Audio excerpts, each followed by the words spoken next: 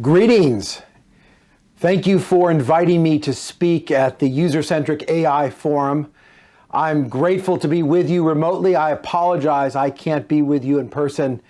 Congratulations to all of you who are there.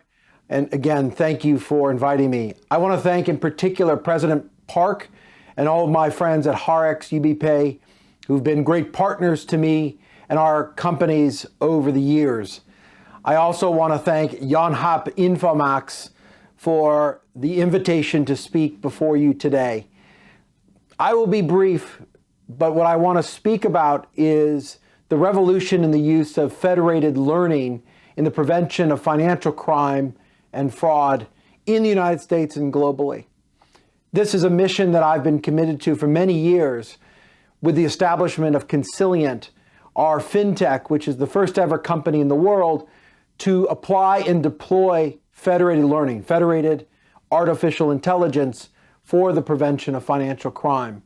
So I'm proud to be able to speak to you today about this very important and revolutionary technology and the trends and applications that are underway in the marketplace. I do have to credit my friend President Park, who talks about federated learning, and he and his colleagues describe this as AI sharing. And at the end of the day, this is about the sharing of algorithms and not the sharing, extraction, or congregation of data. And in that very simple idea, there are revolutionary applications. And in particular, in the anti-money laundering, countering the financing of terrorism world, the use of this technology has revolutionary implications. In the first instance, the current system is highly inefficient. It's understood to be inefficient because each institution around the world has to apply systems and controls to monitor suspicious activity, to screen nefarious activity, and to ensure that illicit finance is not entering the financial system.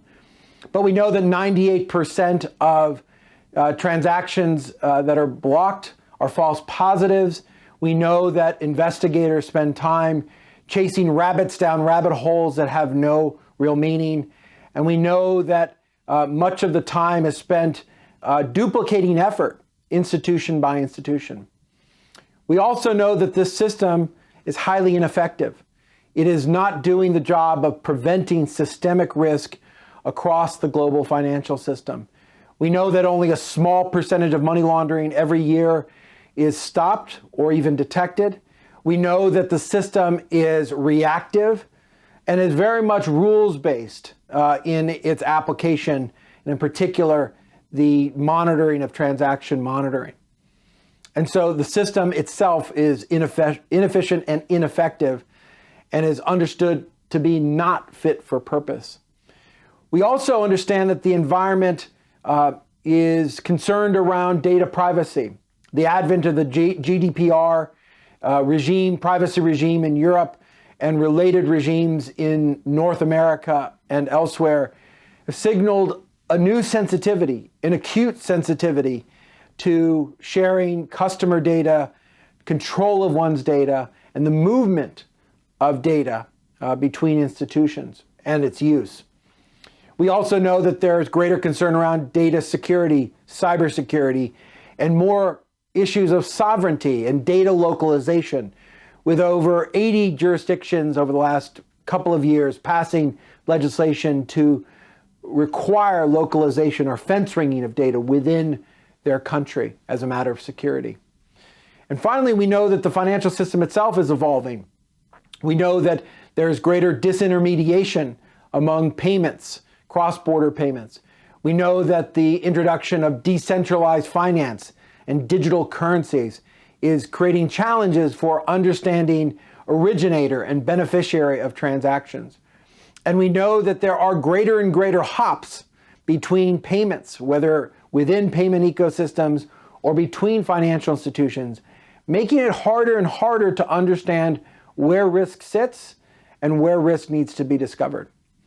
And so it's in that environment that this technology is being spawned, and certainly from Consilient's standpoint is being deployed to solve in an elegant way those fundamental policy issues.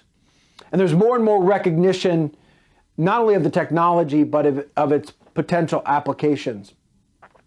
We have begun to apply this within major banks as a tool of testing and assurance to discover risk.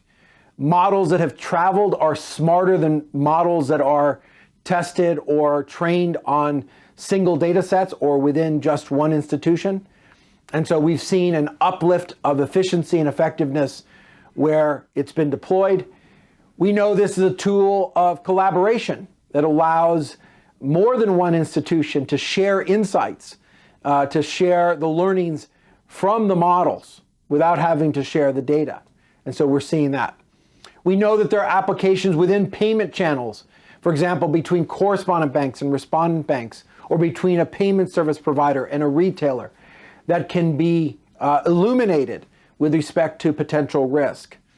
We also know that there are ways for regulators, financial intelligence units, even central banks to apply this technology as a tool to audit, as a tool to discover risk, or even to interrogate where risk has not been seen before within regulated sectors.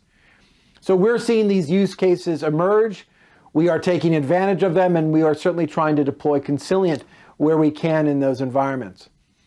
What's fascinating about this technology is that once individuals understand what the technology is about, it's about the movement of algorithms for greater learning and training among varied data sets to discover and illuminate risk. You then begin to see multiple use cases that allow you to imagine not just discovery of risk, but the illumination of opportunity. And in so doing, I think this technology begins to destroy some old orthodoxies and open the imagination for possibilities. Those orthodoxies are still with us in many ways. The orthodoxy that in order to have the best trained machine learning models, you have to have all of your data in one place. The orthodoxy of data aggregation or data lakes is challenged by this technology. You no longer have to aggregate data in order to take advantage of the data.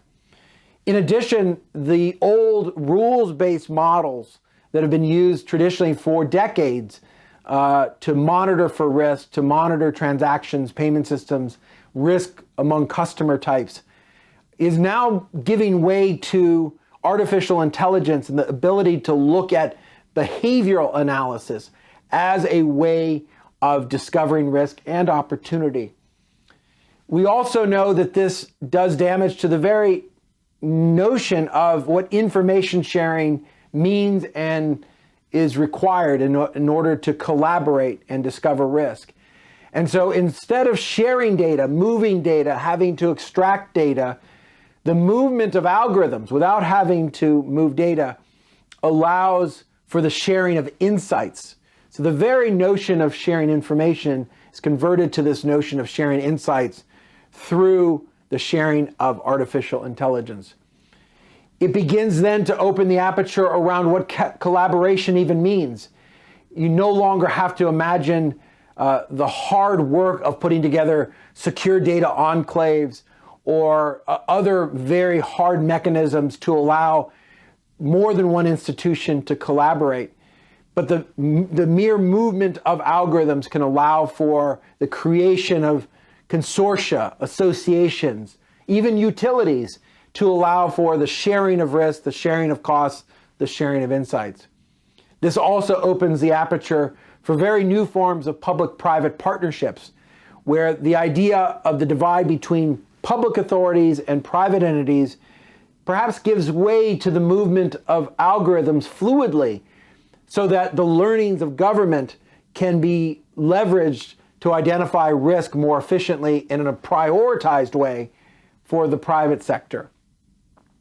And finally, the very notion of global collaboration is opened up. The idea that we can begin to think about cross-border and multinational collaboration through the shared insights is an important feature as you think about global enterprises, payment systems across borders, even authorities that want to share information more dynamically. And so there are some fundamental orthodoxies in the current system around data, around sharing, around collaboration, around how to even think about risk management in a global enterprise that are affected directly by the sharing of AI through federated learning. And all of this, I think, is now being understood by regulators and authorities. We've certainly been evangelizing about the technology for many years, as has President Park and his colleagues at HAREX. We know that industry is beginning to take note of this technology. Certainly our clients are using it. And I think there's a recognition that in any future state of any system that is trying to prevent fraud or financial crime or money laundering, there has to be the application of federated learning, which allows for a much more dynamic, much more effective, much more efficient discovery and management of risk in payment channels and in financial and commercial systems. So this is a technology that is with us. It's very real, and we are just seeing the advent of its application for the prevention of financial crime and fraud. It's something I'm dedicated to as chairman of Consilient.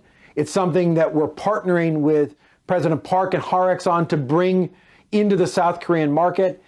And I think it's going to be something that will lead to the evolution and the acceleration of a much more effective and efficient anti-money laundering system globally.